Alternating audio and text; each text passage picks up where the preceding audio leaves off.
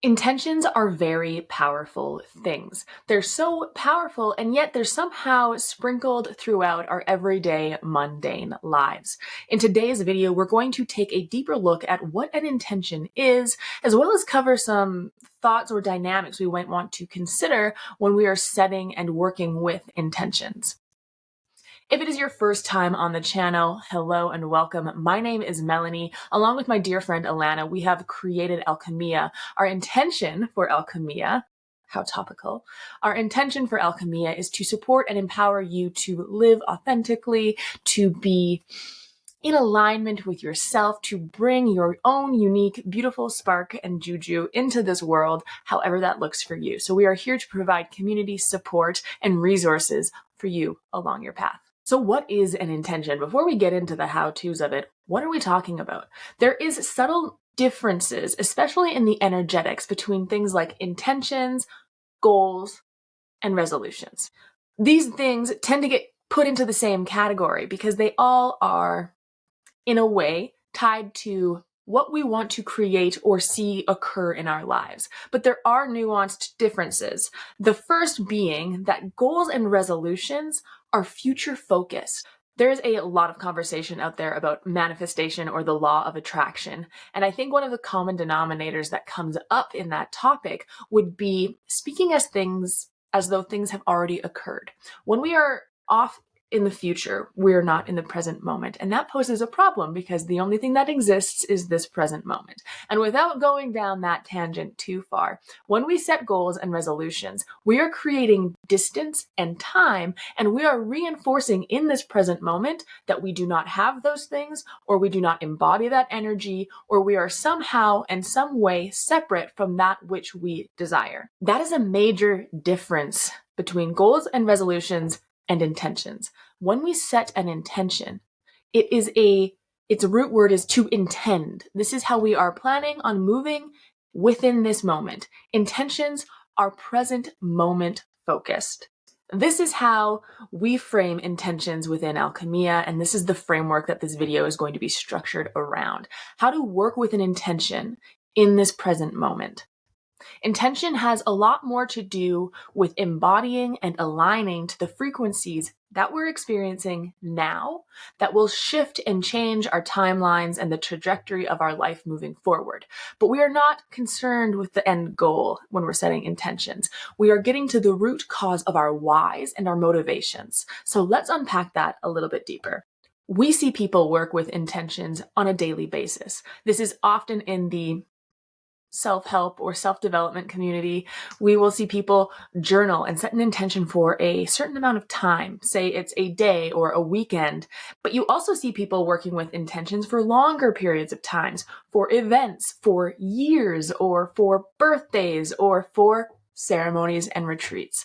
So I want this to be an empowering conversation for you to realize that an intention and setting intentions is a really useful tool to help hone your attention. And because of that, this can be applied to small everyday situations as well as larger, more time-consuming events or ceremonies and rituals.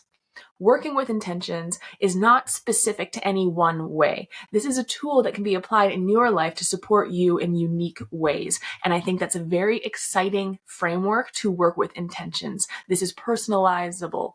Personalizable? You can personalize it. The first thing to keep in mind when you are writing or working with intention setting would be the language you use.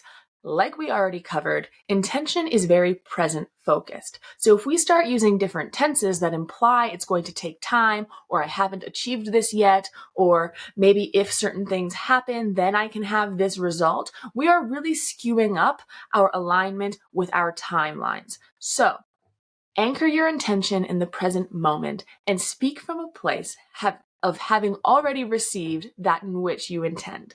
When we work our language that way, we are aligning with our state after having received that which we intended to receive. This makes us an energetic, vibrational match for the outcome of our intention, not for the process of hoping to reach that intention.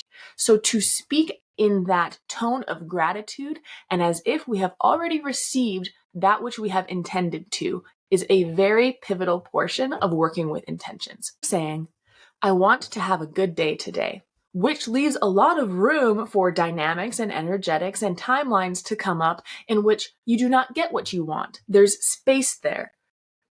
And when we have space, we have potential for other timelines to shift around and for us to lose our anchoring in our vibration and in the timeline we are aligning with. So instead of saying, I want to make sure I speak to people with kindness today, we can say, think about it, how do we reword it? Let's say, I speak to everybody I meet with love and compassion. That's a statement of an intention to the frequency in which we align with. We are already aligning ourselves with the state in which we will be in, having achieved or accomplished the goal of our intention. Speak with gratitude. When we embody the frequency of gratitude, what does it do? It puts us in that energetic state in the present moment, and it aligns us with the frequency of already having received. Thanks. Thank you so much, universe, God, source, great light that is all out there. Thank you. I receive this with an open heart and an immense amount of gratitude. Working with intention takes attention. There is a beautiful relationship between these two words, and I'll probably stumble over them while I have this discussion with you, but I'll do my best to keep them in their own lanes. Intention and attention. Powerhouses when it comes to our everyday life, and especially when we're working with intention around ritual and ceremony, whether that's with psychedelic or plant medicines or a simple birthday celebration. When we use our attention to focus on our intention, we create an energetic compounding cycle. Our attention is our focus. Our consciousness is no longer a floodlight on all incredible possibilities, but it has been pinpointed, and our being is channeled into a focused intention. The combination of your attention and your intention in varying different levels and with a clear intention can be a profound shifter and mover for you in your life. Have you ever heard the saying, be careful what you wish for? Well, there is a vein of truth to that. When we are getting to our intention setting, it is a very important step to ask ourselves why we are setting that intention. So, if we are setting an intention to attract abundance in our day, do we have an attachment or a wound or a dynamic around a sense of lack, not being worthy? Is there anything in there that needs to be excavated as to why we need this to be our intention? We need to follow those rabbit holes of why when we are setting an intention into the outward world to receive, be blessed with, or aligned with different frequencies. We need to remember to ask ourselves, why? Real simple question, but it can lead you a lot of really incredible places. This is doubly, exceptionally, and way more profoundly important when we're planning and choosing an intention for a ceremony with plant medicine. For those of you who do not know, Alchemia is a retreat business who works with and facilitates plant medicines in varying different capacities in both Canada and Mexico. So, side note, link in the description for any information around that. But it is very important to frame a ceremony intention setting endeavor with a little bit of a different flavor. Why do you want to work on what you're wanting to work on in ceremony? That is the intention that you will redirect back to and bring back into the focus when you are sitting in ceremony. Why are you here? What are you hoping to achieve? What are you trying to align with? This is all things, all questions, all rabbit holes that can be asked in preparation. So when you sit in ceremony, you are prepared with a clear intention and you are ready to get to work in that ceremony. So say your partner doesn't do the dishes and you want them to do the dishes. It has become a big problem. When you sit in your plant medicine ceremony, your intention could be, help me solve this problem in my relationship. That could be an intention. But do we think that out of that entire dynamic, the root issue or the root wound that we should be addressing, or that would be potentially the most effective to address, is the dishes. I hope that we can see that it's not really maybe about the dishes. There might be a line of questioning that we could follow that would bring us deeper into some self-reflection and looking at our own wounds, our own patterns, and our own programming to address a more core cause for feeling unseen, unheard, and not received in that relationship. And this all ties in to getting to a clear intention. The clarity of intention is in direct relationship to the potency of your experience. If you can get to the root cause, the root wound, or a pivotal dynamic within a relationship or within your larger quarry, then you can have a very potent and precise intention that will help pivot that dynamic on an energetic, emotional, and intrinsic level that then trickles and ripples out into your relationship and your life at large. So when we follow that line of questioning and we work through different exercises to hone in on a very effective, clear, and potent intention, it becomes exponentially more powerful in ceremony. Of course, we can take this out of the sacred context of plant ceremony or ritual, and we can look at this in a day-to-day practice or a weekly practice, and the same principle applies. The more in-depth of a line of questioning and the more clear and refined you can get with setting that intention, the more potent that intention will be. Another aspect to consider and look at while we are setting these intentions is the amount of emotions that can come up. When we are in a dynamic, say we're in this marriage and someone didn't do the dishes and we feel unloved and unseen, there is a lot of emotions going on. And we could solve emotions, but they might be solve emotions. We could get to the bottom of certain emotions, but they might be secondary emotions. For example, anger is a secondary emotion. It's not the primary response. Anger is a secondary emotion that usually stems from sadness. So if we go into ceremony or we set an intention for that day to be less angry, to be more in tune with compassion and love, maybe we've gotten rid of that anger, but we've not addressed the sadness that has actually been causing this cycle and anchoring this pattern into our lives on a more frequent basis. So when we work through those emotions, when we trace them down and we ask our questions and we do our journaling practices that we're going to get into in a moment here, we have an opportunity to get to the root emotion. I feel disrespected. Okay, where do I feel disrespected in my life? When have I felt this before? When do I feel this trigger? I feel sad because I'm not appreciated, which means I feel unseen, which means I don't feel valued. And it tickles this wound of like, I don't feel like I'm enough. And that really stems from my relationship with my father because I never felt like I was enough and he never saw me and I felt disrespected. And then it compounds into the relationship you're in now. And you have a wound that's traced back through 10, 20 years of your life, and you have now gotten to a point where you can address the root cause with a clear intention around working on why you don't feel enough. And once you make that pivot, once you have an intention that's clear, it is a powerful dynamic that can be brought into your life. It is empowering and it is exciting when you start to hone the skill of questioning yourself, getting to your root wound or your root dynamic, and working with setting intentions to support yourself there. This is compounded even further by the fact that you don't have control over other people. Sucks, I know. There's a very human part of us who would love to just be like, don't do that. Don't be like that. I don't feel good when you do that.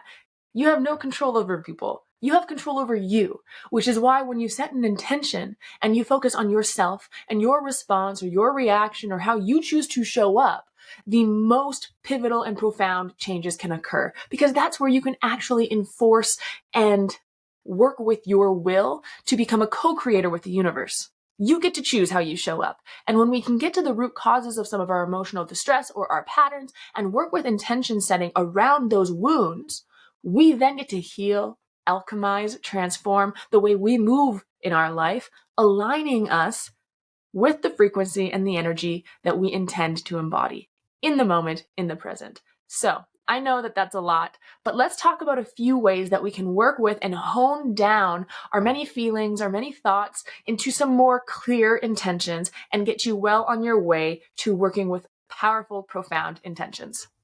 The first practice, the tried and true practice, is journaling. This can be a long process or a short process if you are trying to set intentions for your daily life, a day at a time, a week at a time, a month at a time. Perfect. Write down a few sentences, ask yourself a few clarifying questions, and set that intention. Tomorrow will roll around. You'll have another opportunity to flex this muscle, to practice this, and maybe do some self-evaluation on how your intention worked out the day before, and then you can set another intention. So that's a great way to dip your toe, write things out a little bit, decide what your intention is going to be, and observe your life. How does it feel? How does it play out? Perfect way to dip your toe and to practice. If you are starting to work with an intention setting kind of practice, you're wanting to dip your toe here, but you're going to be doing this for something that's a little bit more heavy hitting, like preparing for a plant medicine ceremony. How exciting.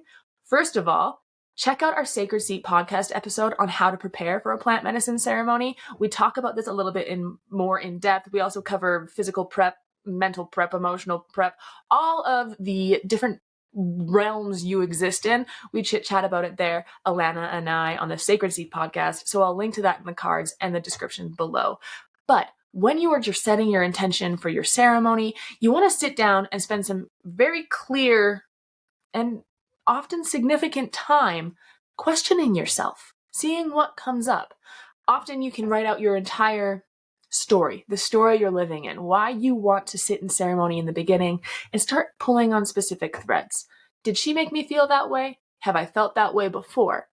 Do I really feel that way, or am I sad? Am I angry? Use the internet.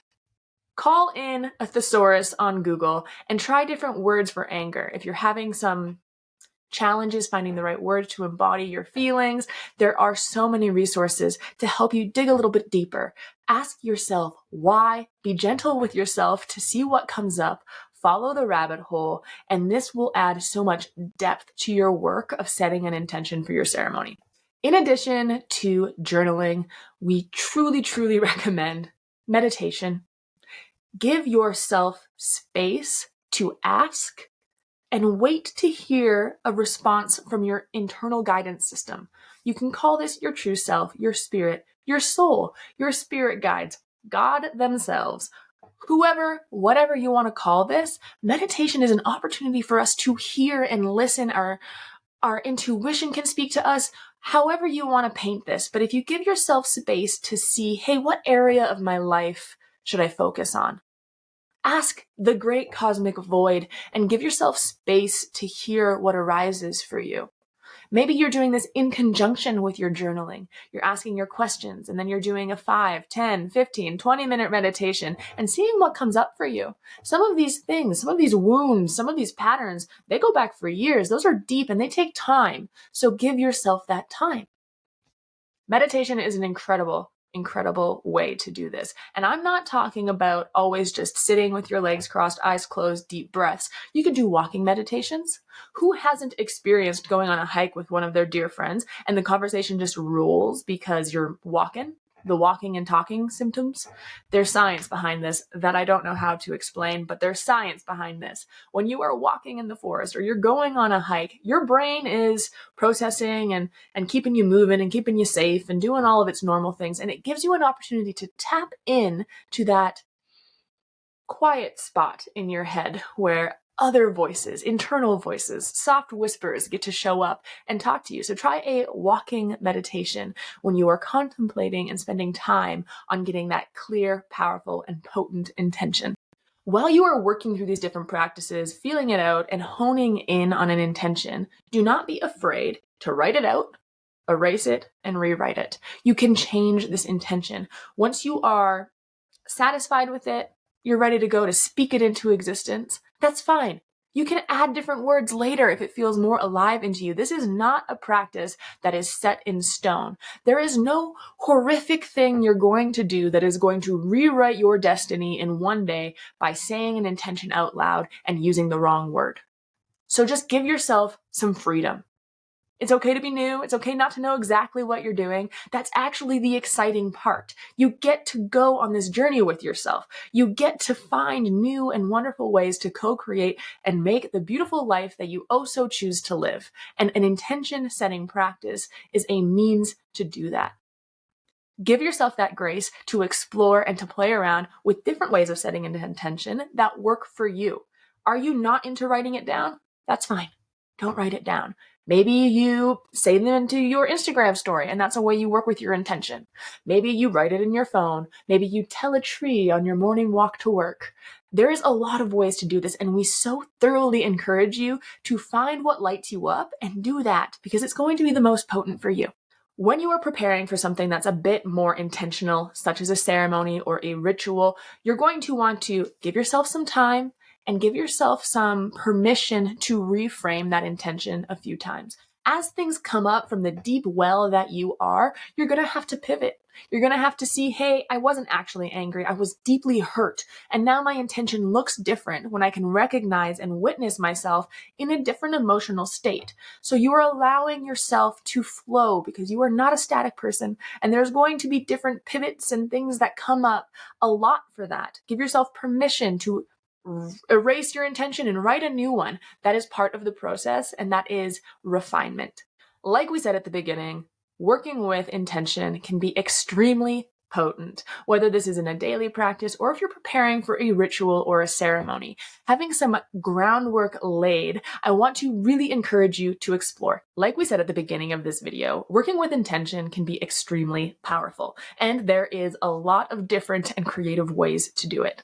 We've covered a few tips and tricks. We discussed our language and anchoring in that energetic frequency of gratitude. It is our deepest wish that with this knowledge, you feel more empowered and capable to get excited to co-create your own incredible, beautiful life with intention setting. If you want to explore this topic with a little bit more in depth around the plant medicine ceremony or ceremony preparation in general, I really encourage you to check out the Sacred Seat podcast episode where Alana and I sit down and discuss how to prepare for plant medicine ceremony. We talk about intentions, we talk about preparing our minds, our bodies, and all of the other nuanced dynamics that can show up when we're making a commitment to work with ourselves like that. So by all means, hit the subscribe button, check out the other videos, and we will see you back here again very shortly.